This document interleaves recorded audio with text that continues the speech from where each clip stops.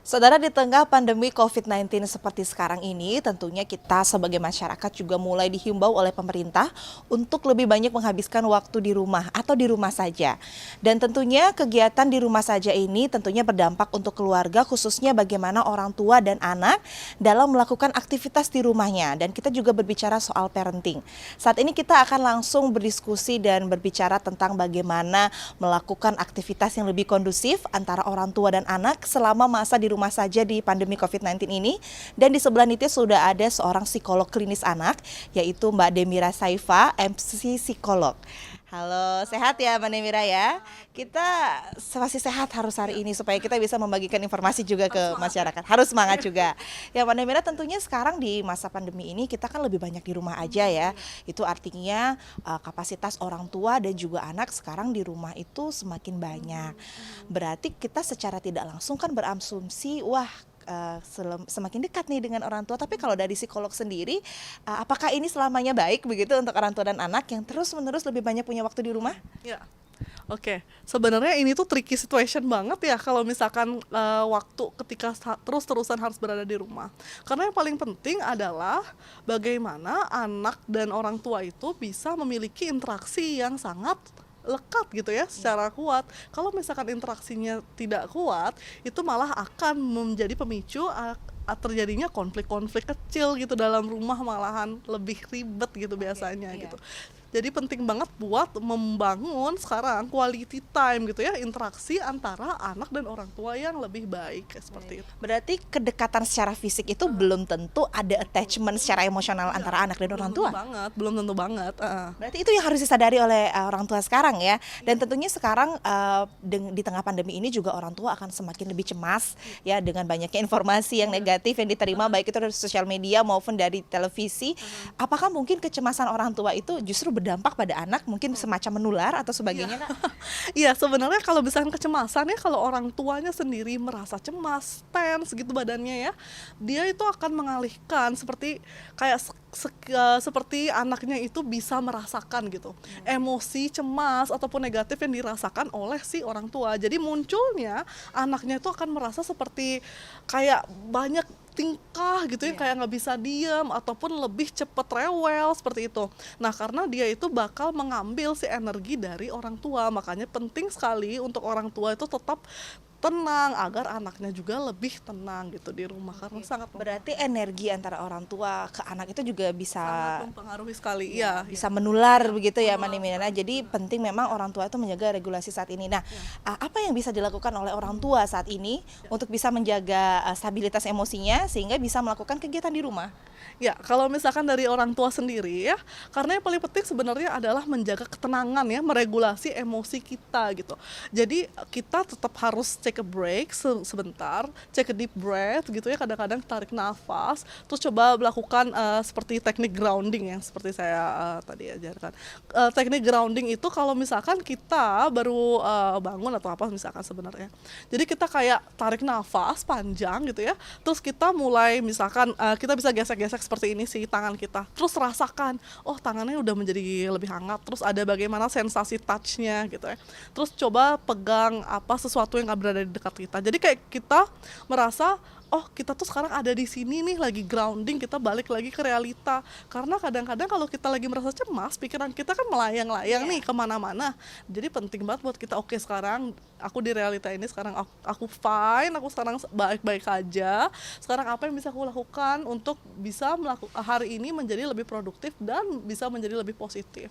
Jadi gitu dulu penting. Oke, berarti sebelum pada akhirnya kita sebagai orang tua untuk mulai mencari-cari cara yang lebih kondusif atau produktif di rumah, akan lebih penting kalau kita tuh menstabilkan emosi dulu dengan teknik grounding dan take a breath barusan ya. Nah, itu kalau orang tua. Berarti sekarang untuk anaknya sendiri ya, situasi atau emosi normal apa sebenarnya yang biasa terjadi ke anak? Karena kan saat ini juga orang tua mungkin merasa kenapa anak saya jadi lebih rewel, tapi ternyata ada beberapa emosi normal. Kalau dari psikolog anak sendiri seperti apa? Iya, benar. Kalau misalkan dari anak-anak sendiri, karena ini tuh adalah situasi yang sangat aneh banget gitu buat anak-anak ya, anak-anak itu awalnya mereka aktif kan, anak-anak tuh aktif, terus biasanya mereka bisa ke sekolah, ketemu teman-temannya segala macam. Sekarang udah nggak bisa lagi nih, berubah banget situasinya, dan dia bingung jadinya, kenapa sih aku sebenarnya harus di rumah terus, kenapa dan sampai kapan? Karena mereka juga sense of time-nya tuh kan kayak pendek gitu loh, jadi dia merasa waktu itu kok lama sekali, kenapa saya hanya ada di rumah aja, jadi cepet gerah gitu, cepet rewel jadinya. Apalagi kalau misalkan ngerasa atau mendapatkan emosi negatif gitu dari orang di sekitarnya.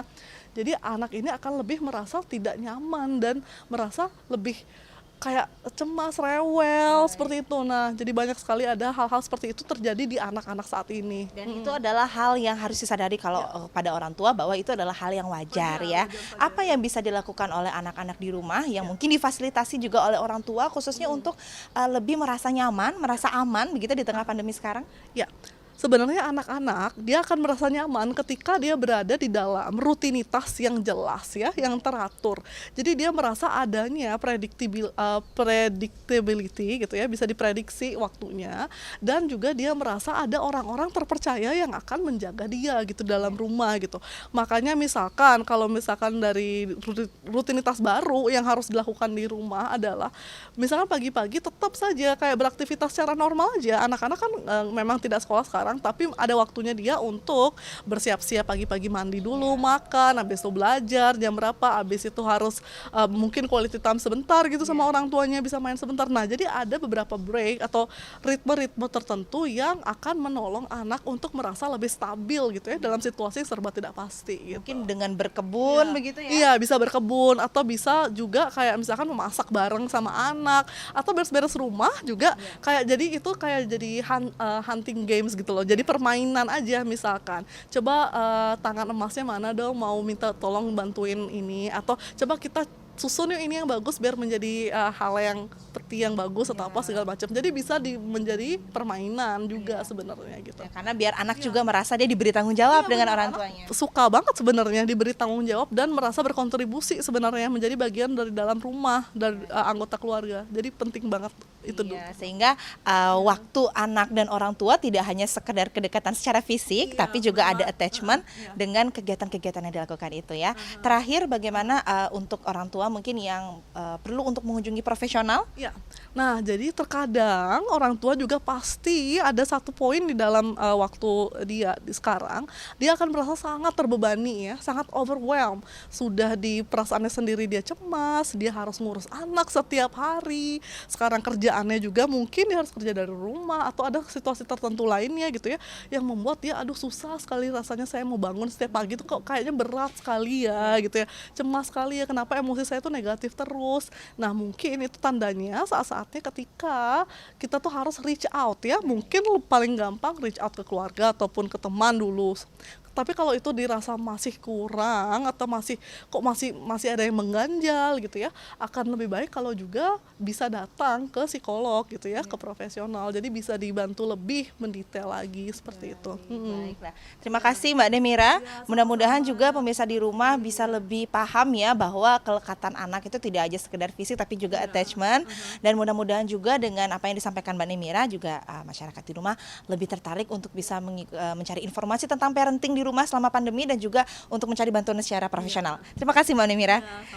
Ya, saudara, itu dia tadi perbincangan saya dengan seorang psikolog klinis anak, Mbak Demira, dan saya harap apapun yang terjadi ke depannya, kita sebagai orang tua yang masih mengurus atau mengasuh anak di rumah tetap bisa menjaga parenting atau pola asuh kita dengan mencari informasi yang positif, melakukan kegiatan yang kondusif di rumah bersama anak, dan tentunya tetap melaksanakan protokol COVID-19 seperti yang telah dianjurkan oleh pemerintah untuk tetap bisa menjaga kesehatan kita.